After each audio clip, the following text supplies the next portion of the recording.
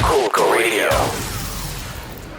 David, tell a bit about you, because a lot of people who are listening to our program today wants to know about you. Well, that's extraordinary. I'm not that good at talking about myself, but my name is David Westhead. I'm an actor and a producer, and my passion project, the project that I love to do more than anything else, is to run a photographic training course around the world for disadvantaged kids from all over the globe, teaching young people how to feed their families with a camera a lot of the time. It's a project that we started in 2010 in South Africa in the townships of Johannesburg, expecting it just to be a one-off project, and suddenly it took off after exhibiting the works that the young people had taken, the photographs that they'd taken, and putting them on the wall and letting people come and have a look at them, and realising how stunning they were. We realised that this was a project that we could run. So since 2010 we've taught all over the UK, in Brighton, in Newcastle, in Cumbria, in London, and we've also taught back in South Africa and recently in Brazil. So at the World Cup in Brazil, the great thing was that we had young students who'd worked with us on previous courses coming with us to Brazil from South Africa, from the East End of London, to teach their contemporaries in this instance the favela of Jardim Colombo near Paraisópolis in Sao Paulo. Yeah, you say that the children who learn how to take photographs can feed the families, can help themselves by themselves without any other income coming from other countries as a charity.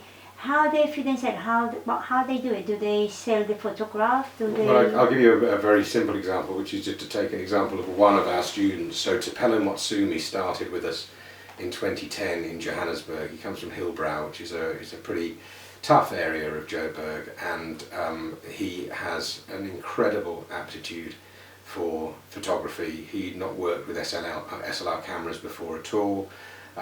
He got stuck in, and subsequent to the course he went on to become the youngest student ever at the Market Photo Lab in Johannesburg, which has produced World Photographers of the Year on a regular basis. He went to work for the United Nations, for the South African government. He became a staff photographer on the Johannesburg Star, and he now runs his own photographic club in Soweto. So he does pretty well at feeding his family with his camera. He's now the principal breadwinner, and there are many, many other examples I could give you. But that is fantastic to do this kind of project, because I think it's the best thing to do, to help children, to teach them something to do and then do it themselves, rather than injecting money every single year but you don't see it. So I think this project is really, really, really good. So it's congratulations. Thank you very much. Yes. Well, the ultimate aim that we have, Gloria, is that we will have, in 10 years' time, there will be no need for, we will make ourselves redundant. There will be no need for old people like me to run the projects, because... But always be more children. Well, listen, the previous students will always be the people who will take over, and we proved that But already. it's good. It's very good. So it'll be run by the children, or by the children who become adults, hopefully by 2025. Yeah, I think it was fantastic. I also hear from you, David, that you were the producer for Nelson Mandela. Tell us about that, because it's interesting about Nelson Mandela. Yeah, that links very much with this project, funnily enough. The original reason that the project took place was I was producing a film, I still am, which incorporates Nelson Mandela's final interview, which was given to his grandchildren in 2009. Yeah. He assembled all 23 of his grandchildren. 23? Yeah, and they all No had, television in those days? well, listen, the age range is quite extraordinary. You know, they go from the ages of about 6 or 7 through to the ages of about 48 or 49. Really? So they were all allowed 3 questions each to find out who their grandfather was, because of course he'd spent 27 years in prison. I know. And then he'd run a country, so he was quite... busy person. Yeah, busy guy. So anyway, this forms the spine of this particular feature documentary, which will come out next year. And as a result of that, my great friend Kweku Mandela, who's one of the grandchildren, I was taken to Wembley Stadium to see a football match, England against Slovenia, I think it was, in 2009, and we were editing in London, so we went up to the football match, and Kweku was asking whether or not the gig for his grandfather in 1988 had taken place at Wembley Arena. And I said, no, it was Wembley Stadium, and it was huge, and it had 80,000 people, and it was broadcast to 600 million people worldwide. And in order to prove that it wasn't Wembley Arena and it was Wembley Stadium, I sourced a photograph, and the photograph is in the book that you're looking at, funnily enough. Yes, it's on the second page, I think it is, and it's a picture by a great photographer called John Cole, a New York photographer, who went to the gig, took some photographs, took a lovely picture of the stadium and all the crowd, and so we gave that to the Mandela family, and now sits on the wall there. And when I met John to pick up the photograph, I chatted to him about teaching young people, because we've been teaching a lot of people out in Soweto, and said, do you do the same? He did, we got together, and Wembley to Soweto, the photographic project was born. Congratulations, it's a fantastic, it's a beautiful story to hear, isn't it? Mi nombre es Maracela Peralta, soy nicaragüense y vivo en Londres desde hace 20 años. Siempre he estado muy interesada en las entidades caritativas y siempre dije que alguna vez quería hacer algo en mi país, regresar allá y hacer un proyecto con los jóvenes o con mujeres, producto de la violencia doméstica. Para el 2016, posiblemente por ahí, octubre, noviembre, estaremos en Nicaragua, en la ciudad de Ocotal, iniciando este proyecto. Es muy interesante este proyecto. Bastante. Es muy interesante. A mí me gustan los proyectos que se trabajan con niños y me gusta la educación, porque la educación es parte de romper las barreras, las cadenas de los niños pobres en el mundo.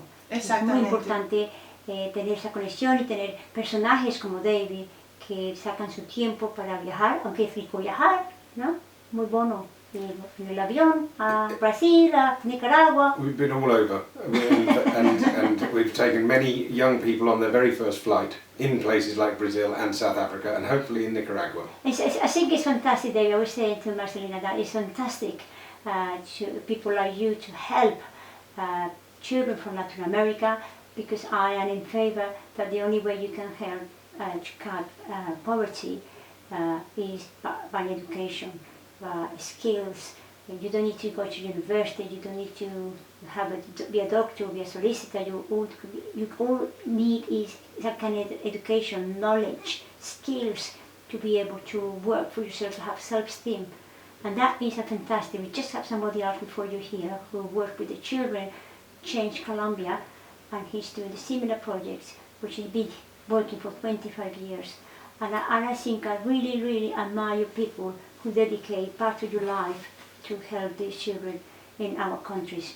Well, thank you, but there's absolutely nothing more satisfying in the world than seeing somebody, grab an opportunity with both hands and show their innate talent, which doesn't necessarily have to be given to them by, school or the education system. It's, some kids are failed by the education system, and this is a way in which they can prove the incredible talent that they have themselves, and it's run for 5 years, it works. Well, listen, we're trying to sort out this project to happen in Nicaragua and other South American, Central American countries, so let your listeners send in as many questions as they like, and whenever you want me back, I'll come back and tell you what's going on with the project. Yeah, I will have you contact now, I'll have you here. Also, Marcelina, I wish you luck with your new project in Nicaragua. Gracias. La verdad es que estamos muy emocionados. Ya hemos entrado en la selección de los jóvenes que van a participar de este proyecto, y le estaba diciendo ahora a David que uno de los jóvenes es un ex integrante de la Mara Salvatrucha. Así es de que se van a beneficiar grandemente, ¿no?, de este proyecto. Entonces es muy interesante. También vamos a estar haciendo raising funds para hacer este proyecto posible. Por supuesto, ¿no?, que se necesita de mucho dinero para poder llevarlo a cabo. Así es de que gracias por la invitación. No, thank you for coming. Muchísimas gracias por venir. Tienen que regresar, tienen que hablar del proyecto, cómo les fue.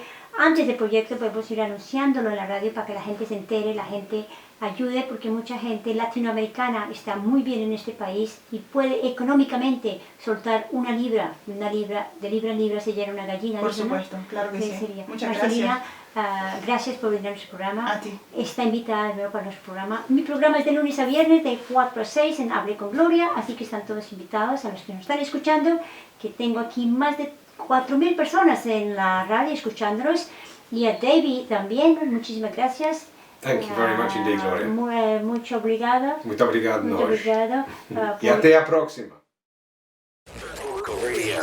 Aculco Radio, la estación número 1 en español desde Londres.